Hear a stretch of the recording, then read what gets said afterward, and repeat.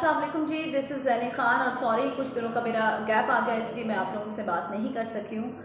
आज इस हफ़्ते जो है वो काफ़ी बिज़ी रूटीन रही सब लोगों की, जितने भी मीडिया पर्सनस हैं उनकी, या जो सोशल मीडिया एक्टिविस्ट हैं उनकी लाइफ काफ़ी बिज़ी रही। बहुत सारी एक्टिविटीज़ हुई इस हफ़्ते के अंदर। एक तो बटग्राम के अंदर चेयर लिफ्ट ऑपरेशन हुआ अल्हम्दुलिल्लाह, जो बड़ी कामयाबी से पाक फ़ौज और मकामी लोगों की मदद से जो है उसको कामयाब बना और 8 कीमती ज़िंदगियाँ उसके अंदर बचाई गई।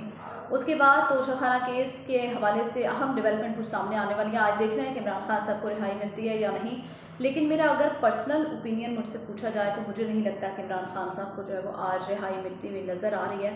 उनकी लीगल टीम में मेरी ज़ाती राय है, इससे आप इख्तलाफ कर सकते हैं, मैं उनकी लीगल टीम की जो कारकर्दगी है उनसे सेटिस्फाई नहीं हूँ। ख्वाजा हारिस साहब एक बहुत बड़ा नाम है। ख्वाजा हारिस साहब को अगर देखा जाए नवाज़ शरीफ के केस के अंदर, तो वाहिद वो ऐसे वकील थे, जब नाहली की बात हुई थी तो सारे मीडिया ने कहा था और सब जितने आप लॉयर कह लें या जितने थिंक टैंक्स कह लें, उनकी जान से ये कहा गया था कि अगर नवाज़ शरीफ साहब पहले हायर कर लेते हैं ख्वाजा हारिस को तो वो यकीनन वो इस नाहली से बच सकते थे, लेकिन उनकी जान से उनको हायर नहीं किया गया था पहले।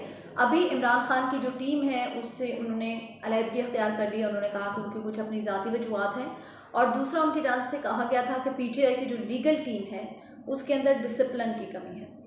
ख्वाजा हारिस यकीनन एक बहुत कॉम्पिटेंट वकील हैं, वो डिसिप्लिन भी हैं, हम देखते हैं बहुत सारे केसेस के अंदर। तो वो ये जो फ्लॉज होते हैं छोटे छोटे ना, उनको वो बर्दाश्त नहीं करते। और लीगल टीम, खान साहब की लीगल टीम को अगर देखा जाए, नईम हैदर पंजोथा साहब, उनको कोई नहीं जानता था।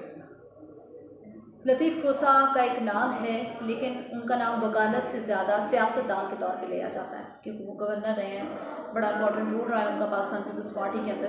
तो उनको आप जो है ना, मैं ज़ाती तौर पे नून लीग के अंदर तो मैं ज़ाती तौर पे उनको नहीं समझती हूँ कि वे कोई अच्छे वकील है, वो एक अच्छे सियासतदान हो सकते हैं।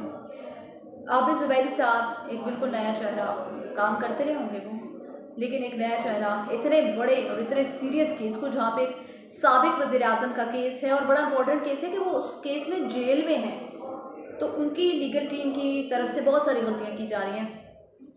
ऐसे वक्त में ख्वाजा हारिस का इस टीम से अलहदगी अख्तियार करना एक बड़ी अलार्मिंग बात है। पीटीआई के फॉलोअर्स को, पीटीआई की जो टॉप लीडरशिप है, जिनके पास ये अख्तियार है कि वो लीगल टीम बनाएं या किसी को फारिग करें, वो इस चीज़ को सोचें कि अब उनकी लीगल टीम कहाँ पे स्टैंड करती है। आज उनकी लीगल टीम जो है वो इस्लामाबाद हाई कोर्ट की लिफ्ट बंद हो गई, जिसमें लतीफ़ खोसा साहब थे, नईम हैदर पंजोथा साहब थे, और भी काफ़ी सारे लोग थे, 14 से 15 लोग थे। 30 मिनट तक वो लिफ्ट के अंदर बंद रहे हैं और अल्हम्दुलिल्लाह उनको सीटी की जो टीम है उसने रेस्क्यू कर लिया।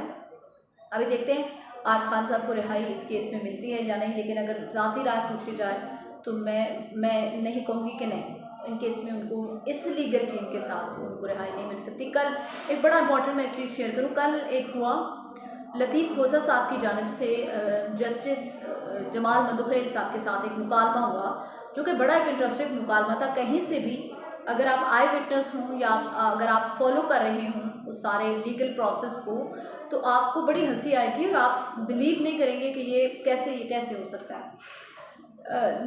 जज साहब की, मंदुखेल साहब की, जस्टिस साहब की तरफ से ये कहा गया कि इमरान खान साहब के अभी तक किसी GIT में पेश हुए हैं, जिसका जवाब लतीफ़ खोसा साहब ने दिया कि नहीं, वो किसी GIT के अंदर पेश नहीं हुए और ना वो आगे जाके किसी GIT के अंदर वो पेश होंगे। जिस पर जमाल मंदुखेल साहब ने कहा कि आप ये तो कह सकते हैं कि वो अभी तक पेश नहीं हुए, लेकिन वो पेश नहीं होंगे ये कहने का अख्तियार आपको नहीं है, क्योंकि केस हमने देखना है और हम बताएंगे कि कब कब हमें मुजरिम की ज़रूरत है, मुल्ज़िम की कब तक हमें ज़रूरत है और किस किस केस में हम उसको तलब कर सकते हैं। तो यकीनन इस तरह की जो बातें हो रही हैं लीगल टीम की तरफ से, उनको अभी पीटीआई की जो लीडरशिप है उनको सोचना चाहिए कि ख्वाजा हारिस के जाने के बाद अब उनकी लीगल टीम में कौन सा ऐसा बंदा रह चुका है जो कि इतने इंपॉर्टेंट बड़े केस को वो लड़ सके।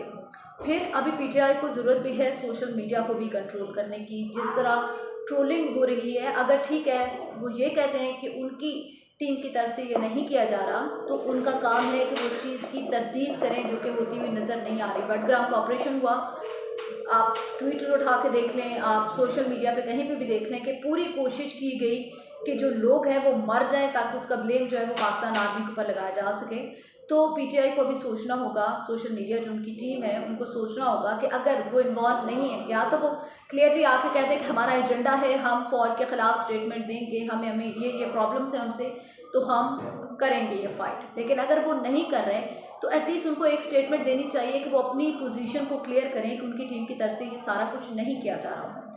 थर्डली एंड लास्टली मैं ये कहूँगी कि मेजर आदिल राजा की तरफ से एक, मैं नाम नहीं लेना चाहती उनका, मुझे बिल्कुल पसंद नहीं है वो, मुझे बहुत सारे खिलाफात हैं उनसे, उनकी जानिब से फंड्स इकट्ठे करने की बातें की गई पीटीआई के लिए। जो उनकी लीगल टीम है, सॉरी ये मेरी कुलीग को खांसी है, उनकी लीगल टीम की उनकी जानिब से कहा गया कि पीटीआई को इस वक्त लीगली फ़ंड्स की ज़रूरत है, लीगल इश्यूज़ हैं कुछ ऐसा, जिसकी बाद में पीटीआई ने तरदीद भी की। पाकिस्तान तहरीक इंसाफ को किसी फ़ंड्स की ज़रूरत नहीं है, जो कि अच्छी बात है।